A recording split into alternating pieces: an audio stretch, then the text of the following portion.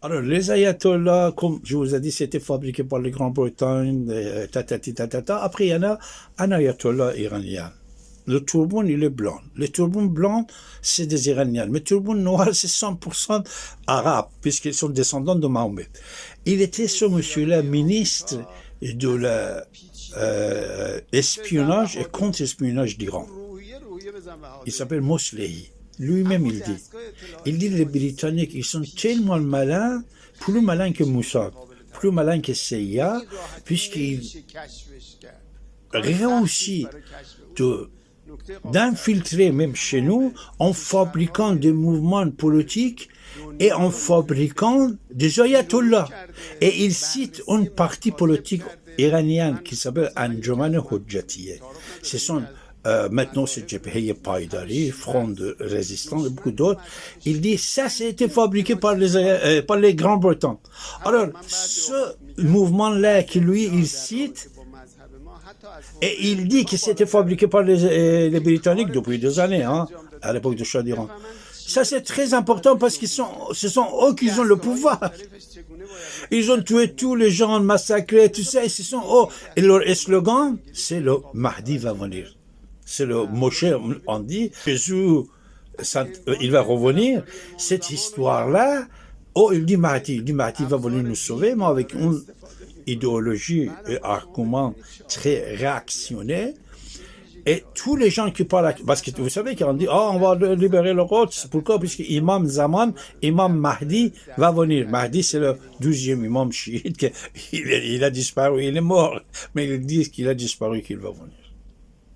C'est-à-dire, ils ont décidé comme ça, fabriquer des partis politiques, fabriquer des ayatollahs. À côté, il faut idéologie. Quelqu'un qui est musulman, comme les chrétiens. Aux chrétiens, qu'est-ce qu'ils disent? Voir les autres, ils vont vous dire, bah oui, c'est les Juifs qui ont tué Christ. Ils ont tué Christ. Ils ne disent pas que c'est les Roms. Non, c'est grave. Alors, aux musulmans, qu'est-ce qu'ils ont dit? Parce qu'ils ont, vous savez, ils ont des islamologues et des chercheurs, monsieur l'ambassadeur, bonjour monsieur, de Grande-Bretagne en Iran, il parle comme moi personne. La langue persane, les plats iraniens, culture, civilisation iranienne. Et pendant des années, il était là-bas employé de l'ambassade, et actuellement, il est ambassadeur. En partie, ils sont très contents, mais ils sont comme ça. Ils connaissent la langue, ils connaissent l'histoire, ils connaissent la civilisation, ils connaissent tout, ils inventent. Même, il y a énormément de choses qui étaient inventées dans l'islam par les gens qui étaient d'origine britannique, mais ils disaient qu'ils étaient musulmans, ils étaient chefs religieux, que c'est une autre histoire. Alors, c'est pour ça, mes chers amis, c'est très important de savoir que comment il peut tourner la tête des gens contre les Juifs. Vous savez, Mahomet était assassiné par une femme juive. Moi aussi, je dis ça dans mes émissions en iranien. J'ai dit que Mahomet, puisqu'il voulait attaquer l'Iran, le service de renseignement iranien, il va envoyer quelqu'un pour tuer Mahomet. On le tue. Mais l'histoire qu'il fabrique, c'est quoi? C'est une femme qui était juive. Alors, même si c'est une femme juive qui a tué Mahomet, ça ne veut pas dire que c'est les juifs. Combien d'avocats juifs, ils défendent les terroristes? Vous voyez? Après, il dit, les autres califes. Moi, j'ai dit toujours, les autres califes, tous étaient assassinés par les Iraniens. Mais il dit, non, c'est les juifs qui ont assassiné les califes. C'est les juifs. C'est le juif. Alors, n'importe quel musulman qui entend ça, il doit devenir contre juif. Mon prophète s'est été tué par eux. Et c'est les universitaires d'origine britannique dans l'histoire. Je suis un historien, je suis un chercheur, je suis un écrivain, je suis un islamologue. Ce que je vous dis, c'est l'histoire, c'est la vérité. Ce n'est pas des histoires. Je ne vous raconte pas n'importe quoi, c'est l'histoire. Regardez le Grande-Bretagne, les sièges universitaires qu'il a concernant l'Iran. La France, il n'a rien de tout. La France, même Israël, jusqu'il y a déjà quelques années, malgré que le président de la République était iranien, il n'avait rien de tout. Mais le Grande-Bretagne, les a regardés, ce n'est pas seulement l'Iran, pour tous les pays, mais l'Iran surtout. Fabrication les chiites. C'est très important. Suivez tous les petites émissions que j'ai fait à ce sujet-là. Qui est l'ennemi d'Israël? Qui est l'antisémitisme? Qui soutient l'antisémitisme dans le monde? C'est les grands bretons, les ayatollahs iraniens avec un clan d'œil, ils peuvent partir. Tout le peuple est contre eux. Mais tous les habillements ayatollahs que vous voyez en Iran, c'est les soldats de Grande-Bretagne. Tous les slogans anti-Israël, anti-sionistes, anti-juifs, ils prononcent de la part de la haine de ce que M. Général Pacha, à l'époque, il a dit à Haïfa que le fils du roi Khouagamé, soyons intelligents, ayons le courage. Ayons le courage. Je vais vous dire une dernière chose concernant Eli Barnavi, l'ambassadeur d'Israël en France. Ça aussi, c'est très important. Oui, monsieur l'ambassadeur, pour savoir que le Grande-Bretagne est derrière tous les coups antisémitistes et toutes les guerres et tout ça, je vous ai raconté des histoires, vous devez écouter tous les autres numéros. Alors une fois, quelques semaines avant que Yasser Arafat mort, j'avais le plaisir et l'honneur d'avoir comme invité à la radio monsieur l'ambassadeur Eli Barnavi. Il était en poste, il était l'ambassadeur. On a parlé sur plein de choses, surtout j'ai dit, est-ce que l'époque de Yasser Arafat s'est terminée? Ça veut dire qu'il va partir. Il a hésité de répondre patati patata. C'est un grand diplomate, historien, écrivain que je respecte beaucoup, Eli Barnavi.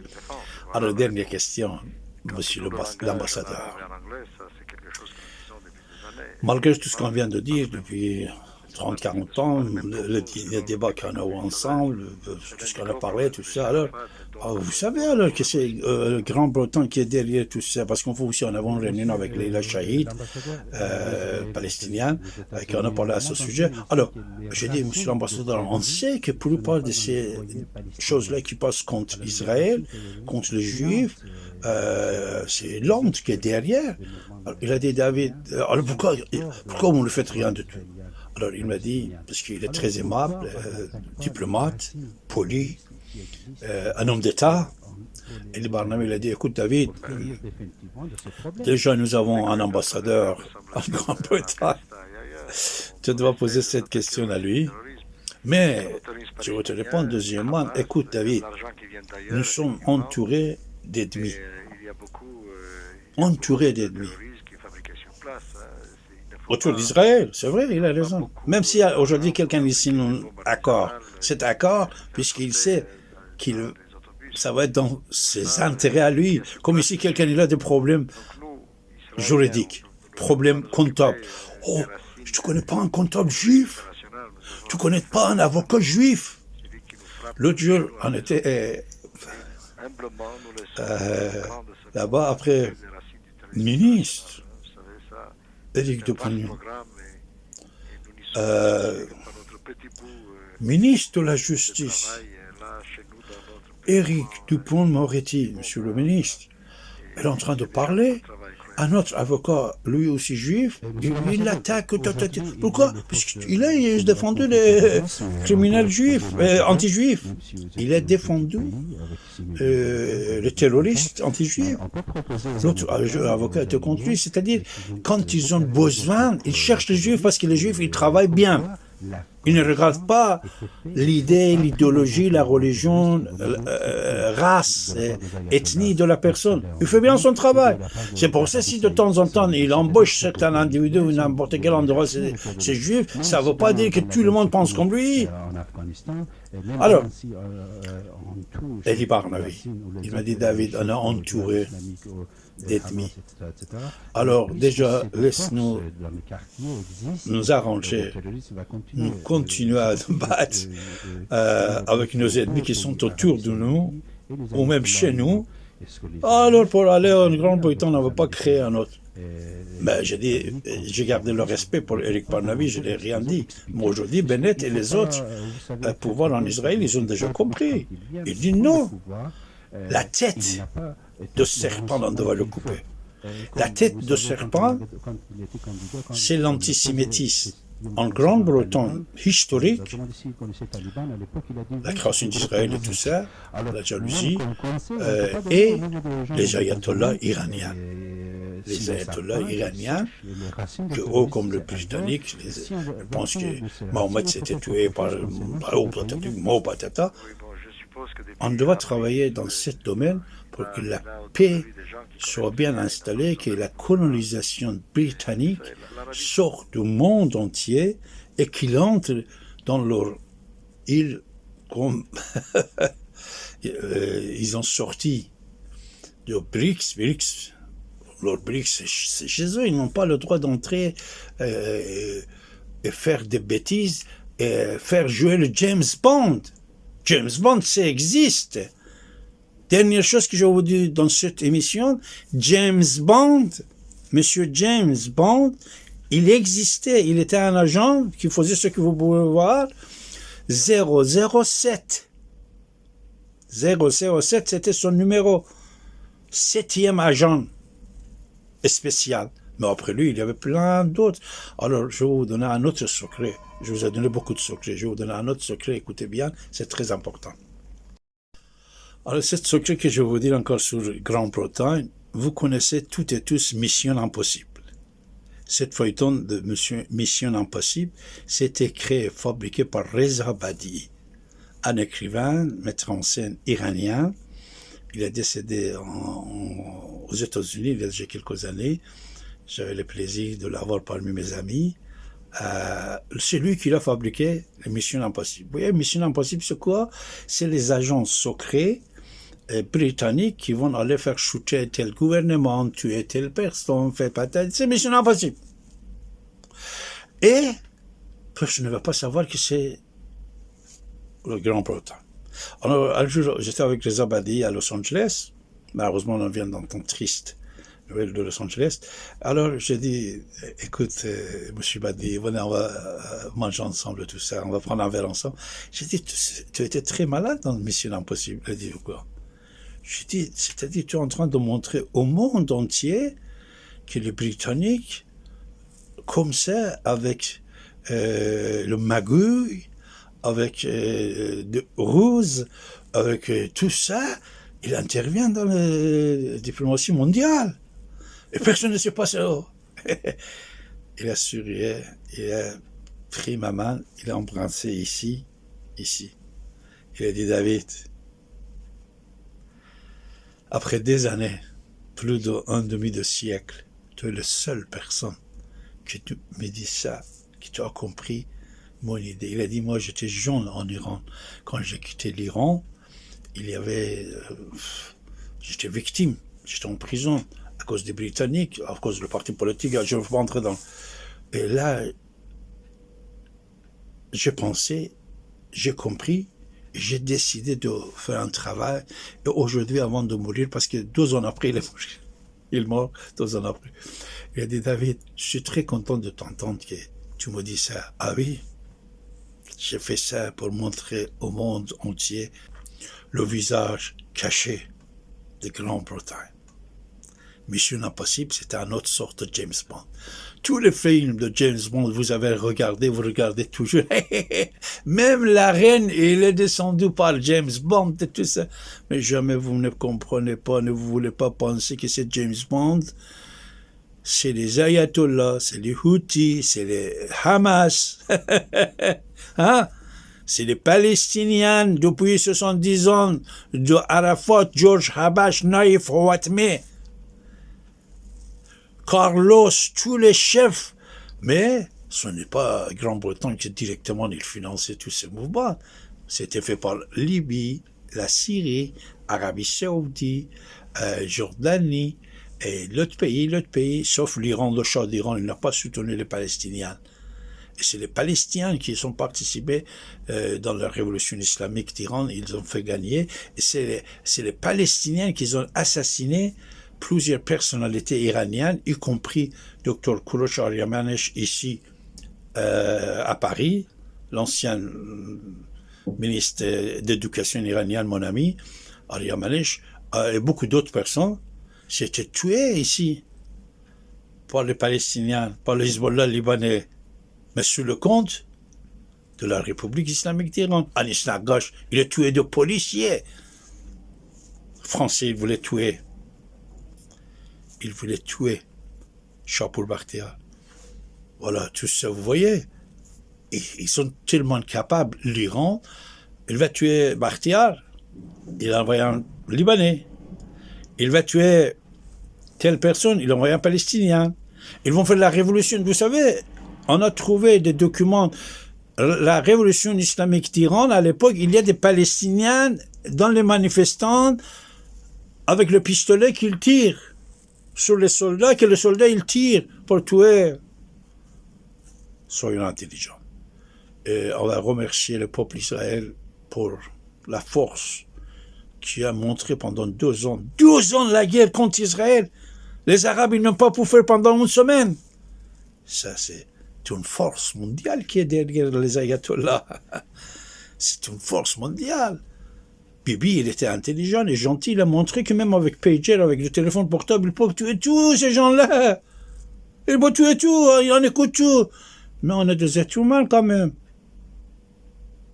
Les ayatollahs, ils n'ont pas compris. Hassan Nasrallah, on fait sauter son garde-corps 2 mètres de distance avec lui, 2 mètres, pour le faire comprendre que connard, toi aussi, demain. Il a dit, le téléphone portable, vous mettez de côté, vous prenez pager, c'est la même chose. Et ce qu'on vous dit, c'est pas vrai. Je vais vous raconter une histoire de Qasem Soleimani. Qasem Soleimani, après la première et deuxième guerre à l'époque de Hezbollah avec patati tatata, il avait des accords avec Israël. Comme quoi, je n'attaque jamais Israël. Pour nous, notre bout, c'est l'Arabie Saoudite. Je n'attaque plus. Lui-même, Qasem Soleimani, écoutez bien. On ne vous laisse pas écouter ça, on ne vous laisse pas, même on interdit son nom dans le truc. Alors, Qasem Soleimani, 2 mois avant sa mort, ils font l'interview qui existe sur l'Internet, vous pouvez écouter, c'est 1h30, c'est-à-dire 100 minutes, 110 minutes. Vous pouvez l'écouter. Il dit, plusieurs fois, moi j'étais au Liban, et j'ai voyé le drone israélien sur ma tête, et il pouvait me tuer. Et toujours, quand je voyais le drone, je disais, c'est fini, ça y est, je vais mourir. Mais il dit, jamais ils ne m'ont pas tué, parce qu'ils ont... Lui, il ne dit pas, moi je vous dis, parce que je connais le secret, c'est-à-dire Israël, il a respecté sa parole, il a même fait un accord avec Qasem Soleimani qui n'attaque pas Israël, on ne va pas te tuer. Après un jour, Emad Mornier est avec lui dans la voiture. C'est Qasem qui est en train de raconter. Emad Mornier, c'est un terroriste palestinien que vous le connaissez, même actuellement Hamas et tout ça, Hezbollah libanais et tout ça c'est lui. C'est un général assez important de terroristes. Qasem Soleimani, il dit que moi je suis dans la voiture avec Emad Mornier, j'arrête pour aller faire, excuse-moi, pipi, dehors, je m'éloigne de 2 minutes de la voiture, et il est dedans, il dit un drone, il vient, tac, il frappe, Qasem, il frappe Emad Mornier est tué, est mort. Mais ils n'ont pas tué Qasem Soleimani, c'est le respect des accords. Ils ont fait des accords, Israël l'a respecté. Autre chose que vous ne savez pas, cherchez sur l'Internet, vous allez trouver, Monsieur le Président Donald Trump. Il y a déjà 2 ans, 3 ans, même peut-être 4 ans, je ne sais pas quand il n'était plus le président. Il a dit, Benjamin Netanyahu, il était contre Benjamin, Bibi, et il a parlé très fort contre lui. Après, il a dit, concernant l'assassinat de Qasem Soleimani, moi je l'ai tué, lui, il m'avait promis de me soutenir, de faire ça, il n'a rien fait. Il était fâché contre Bibi, puisque Bibi n'a pas à se mêler Israël et les Juifs. Ils n'ont pas à se mêler à l'assassinat de Qasem Soleimani. You know, I did have a bad experience with Israel, though. When we took out Soleimani, it was us in Israel working as a group, and we knew where he was. We knew how he was coming in. We knew the plane. We knew everything. We worked on it for weeks, for months, actually. But I'll never forget that Bibi Netanyahu let us down. That was a very terrible thing, I will say that. So we were disappointed by that, very disappointed, but we did the job ourselves, and it was absolute precision, magnificent, beautiful job. And then Bibi tried to take credit for it. That wasn't good. That didn't make me feel too good, but that's all right. So they got to strengthen themselves up because they're fighting a big force. Ça, je dis pour plusieurs millions de personnes qui aiment Qasem Soleimani. Parce que quand il était assassiné, 17 millions de personnes étaient dans la rue. 17 millions. Pour que sachez-vous que votre général le plus fort, qu'actuellement son nom est interdit par la force mondiale qui soutient les ayatollahs, il ne voulait pas attaquer Israël. Même il avait un accord. Même Hassan Nasrallah était puni puisqu'il n'a pas respecté ses accords. Il n'a pas respecté. Est-ce que vous avez compris? Ça, c'était très important aussi de vous dire, mes chers amis.